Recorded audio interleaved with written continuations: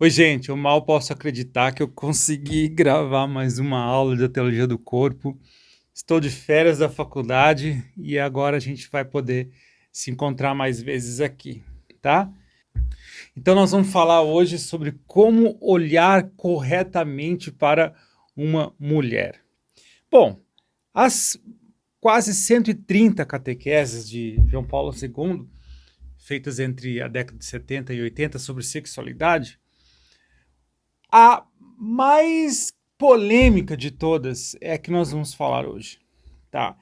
É a catequese que ele fez no dia 8 de outubro de 1980. Daqui a pouco você vai entender por que levantou um coro de protestos essa catequese de São João Paulo II. Sabe aquela passagem assim? Mateus 5, de 27 a 28. Ouvistes que foi dito aos antigos: não cometerás adultério. Eu, porém, vos digo que qualquer que atentar numa mulher para a cobiçar, já em seu coração cometeu adultério com ela. Jesus dizendo, adultério no coração, sem ser praticado o ato, já é um, um pecado. Já assusta um pouco, mas eu peço que você fique até o final do vídeo, porque é necessário que a igreja interprete corretamente esse termo, né? E aí, gente, piorou quando João Paulo II fala assim que é adultério você olhar cobiçando uma mulher que não é a sua. Não, é adultério você olhar cobiçando qualquer mulher, ainda que seja a sua. Nossa Senhora, aí pronto, aí João Paulo II acabou com tudo, né? Então vamos explicar exatamente o que é que ele quer dizer com isso, com essa catequese que vai nos ajudar muito, tá? No caminho para a santidade. Hoje, vocês homens são a minha mira favorita. Na verdade, é que João Paulo II ele não consegue separar o desejo sexual do amor. Então, ele diz assim: quando você olha para uma pessoa, já que o mandamento principal da lei de Deus é amar uns aos outros, esse é o mandamento principal, a partir do momento em que você está deixando de fazer isso, você está caindo em pecado. Amar o que é? Eu tenho várias definições que eu gosto. Eu gosto da definição amar é fazer do outro a melhor pessoa possível. Gosto muito dessa definição. E gosto também de uma que é amar é ver o bem, querer o bem e fazer o bem. Essa definição eu aprendi com a minha mãe. Ver o bem, querer o bem e fazer o bem. Então você olha para uma pessoa, você tenta ver assim, do que ela precisa? Quais são as necessidades dessa pessoa? As necessidades reais, porque às vezes tem coisas que ela deseja e nem são coisas boas para ela. Do que ela realmente precisa para a sua evolução, para a sua salvação. A partir do momento que eu enxergo o que ela precisa, eu passo a querer aquilo para ela. Eu desejo que ela consiga aquilo. Eu vou fazer alguma coisa, aí entra fazer o bem, eu vou ajudá-la a conquistar este bem que vai garantir a evolução dela, que vai garantir a salvação dela. Isso é amar. Então é sempre eu em direção à pessoa, jamais a pessoa em direção a mim. E o problema do olhar pecaminoso, né? É que a gente nunca olha para uma mulher desejando ela e ao mesmo tempo tem alguma preocupação com ela. Nunca isso acontece. Quando você olha para uma mulher e a deseja, você quer que ela resolva um problema seu. Você quer que ela te sacie de alguma forma, independente se você acha que ela está precisando de alguma coisa ou não, né? Você olha para uma mulher. Infelizmente, a nossa maneira de olhar para as mulheres foi totalmente destruída pelo pecado original. Então, nós desaprendemos a olhar para uma mulher e amá-la de fato. E o contrário do amor, na teologia do corpo, é justamente, não é o ódio. O contrário do amor é o ódio. Tem gente que fala assim, o contrário do amor é a indiferença. Não, pela teologia do corpo, o contrário do amor é eu querer que a pessoa resolva os meus desejos. Utilizar da pessoa, eu instrumentalizar aquela pessoa para me saciar. Esse é o contrário do amor. E é exatamente isso que acontece quando nós olhamos para aquela mulher que está quase sem roupa. E por que João Paulo II fala que esse pecado do pensamento é cometido também contra a própria esposa? Quando você olha a sua esposa, a deseja, mas não a ama. Vida prática, vamos lá. Você passa o dia inteiro resolvendo os seus problemas, o seu lazer, a sua necessidade, fazendo as coisas para você. Você naquele dia não elogiou sua esposa, você não fez nada para a evolução dela, e à noite você quer sexo. Como assim? Como assim? O que você fez para merecer?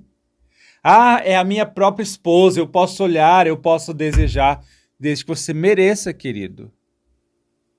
Ver o bem da esposa, querer o bem da esposa, fazer o bem para a esposa. Aí sim eu posso desejar. Não tem separação na meditação de São João Paulo II entre amar e desejar sexualmente. Nem dos dois é feio. O desejar sexualmente não é feio. Mas tem que ter amor junto, mas tem que amar junto. Se instrumentalizar uma mulher que você vê na rua, que você nem conhece, é algo feio, tê-la como um instrumento é um pecado, imagina você instrumentalizar a sua própria mulher. Então, sim, esse tipo de olhar com concupiscência, sem amor junto, com a própria mulher, é ainda mais grave. Deu para entender? Gente, e a humanidade chegou a tal ponto de você ter uma pessoa que você possa instrumentalizar e que você não precise fazer nada por ela, que no Japão está comum. Muitos, não é um ou outro, muitos homens estão trocando mulheres por bonecas de silicone, com a feição e as curvas perfeitas de uma mulher. Só que ela não tem nenhuma exigência. Ela não precisa de nada. Pasmem, eles pegam essa mulher, essa boneca, levam para o restaurante, levam para andar de carro. E essas mulheres têm ali as suas genitálias e eles podem sim fazer sexo com essas bonecas de porcelana. De porcelana não, de silicone. Desaprendemos, gente. Desaprendemos a viver para alguém. E só se consegue misturar sexo com amor uma pessoa que teve um encontro com Deus. Um encontro com o amor de Deus, porque você não pode dar aquilo que você não tem. E Deus é a fonte do amor verdadeiro. Eu não posso exigir isso que eu estou falando nessa catequese de uma pessoa não convertida. Definitivamente não.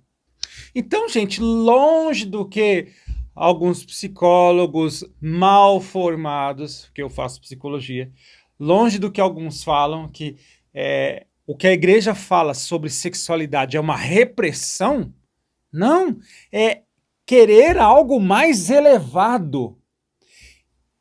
Quando eu olho para aquela mulher e desejo apenas sexualmente, eu preciso lutar dizendo, não, eu quero desejar algo a mais por aquela mulher. Eu preciso desejar algo mais elevado por aquela mulher. É muito pouco quando você olha para uma mulher e vê apenas as qualidades de suas curvas, você está vendo essa mulher pela metade. Você não está vendo por inteiro. Em outras palavras, você está vendo muito pouco daquela mulher. Peça para Deus, Senhor, eu quero desejar algo mais elevado do que eu já estou desejando para essa mulher. Eu não nego o desejo sexual, mas permita-me, Senhor, que eu também deseje o bem dessa mulher. E Deus deseja curar o nosso coração de uma forma tão profunda que esse olhar e desejar o bem se tornará espontâneo em nós. Será nossa espontaneidade desejar isso. Quando você, claro, muita luta, quando você cultiva, quando você tem uma vida de oração. Então, falar que o homem não deve desejar carnalmente uma mulher, às vezes você pode falar assim, nossa, mas aí o homem não é ele. Aí a pessoa não está sendo natural. Não, nós vamos lutar para que desejar tudo de bom para aquela mulher seja o natural em nós. E sim, enquanto nós não aprendemos, porque isso é um longo caminho, às vezes é melhor simplesmente não olhar. Se eu vou olhar para aquela mulher apenas de uma forma egoísta, é melhor que eu não olhe.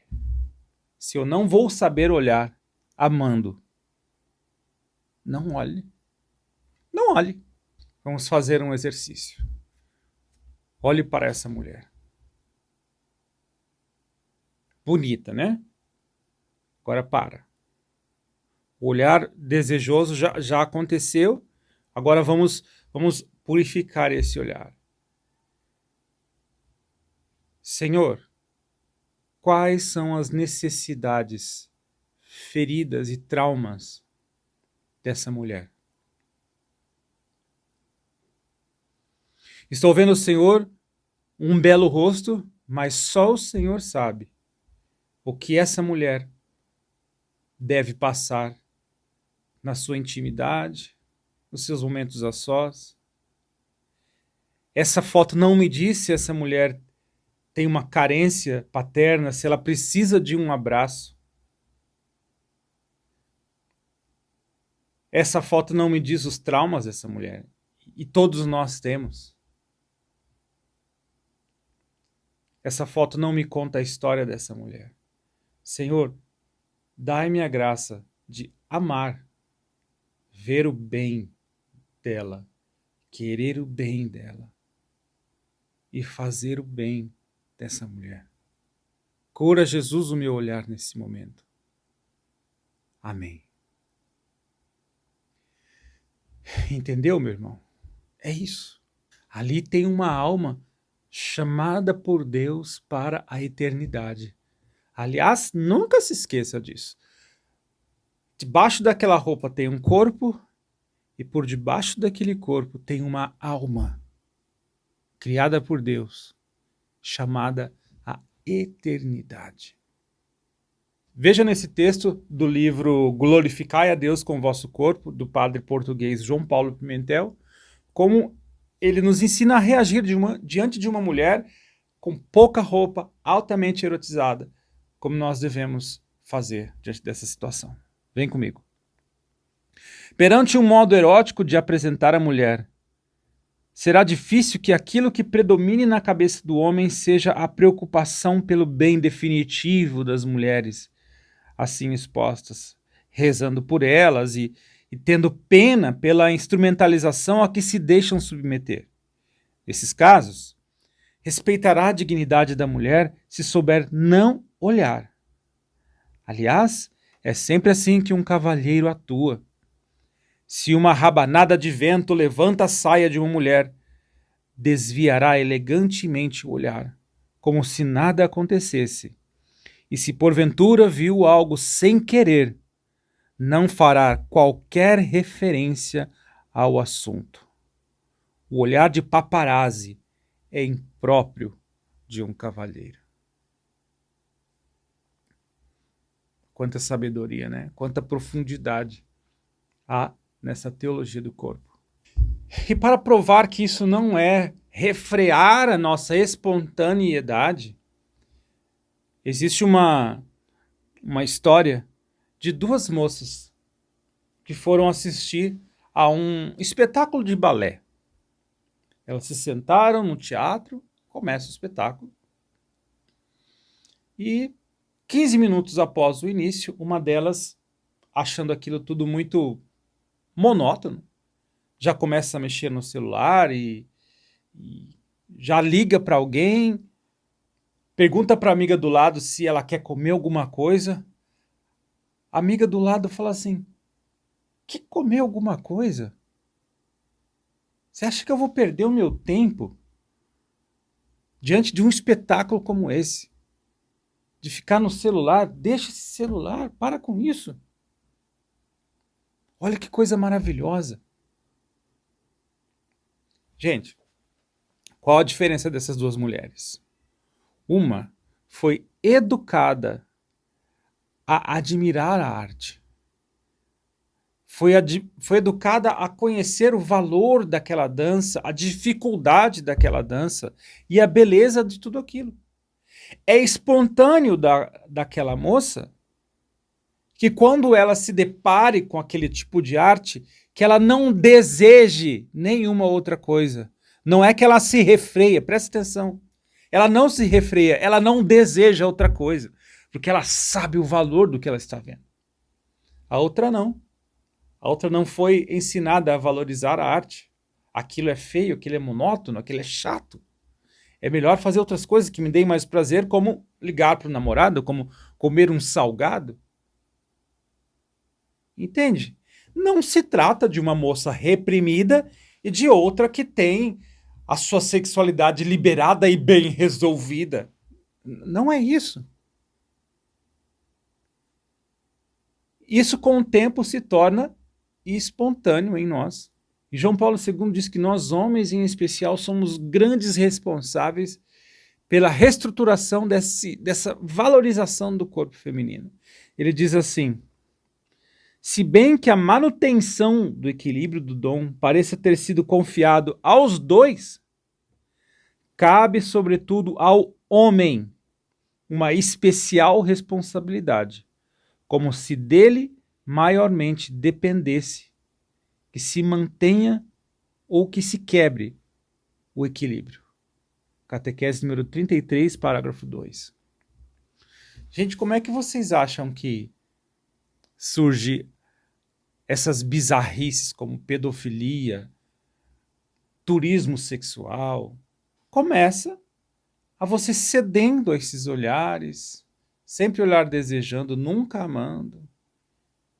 E aí você vai se afundando, se afundando, se afundando. E apenas essa situação desastrosa que o mundo se encontra hoje, do turismo sexual, da pedofilia, já é o suficiente para você agradecer a João Paulo II por escrever isso aqui. Agradeça ao Papa, ao São João Paulo II. Porque são mais do que necessárias essas palavras para o nosso mundo de hoje. Então, gente, quando você vê que aquele desejo egoísta vai se brotar dentro de você quando você olha, já desvie o olhar imediatamente. Porque manter o olhar ali, você sim estará pecando gravemente. Contra a castidade, não. É o pecado do egoísmo mesmo. Você desejou o bem para si, ainda que aquilo fosse um mal para ela. Se eu olho para aquela mulher, linda, maravilhosa, casada, o que é que eu desejo para ela?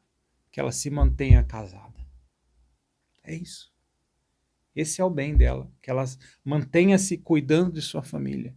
Esse que eu quero desejar e convido você também a treinar a partir de hoje este desejo acompanhado do amor verdadeiro. Até a próxima aula.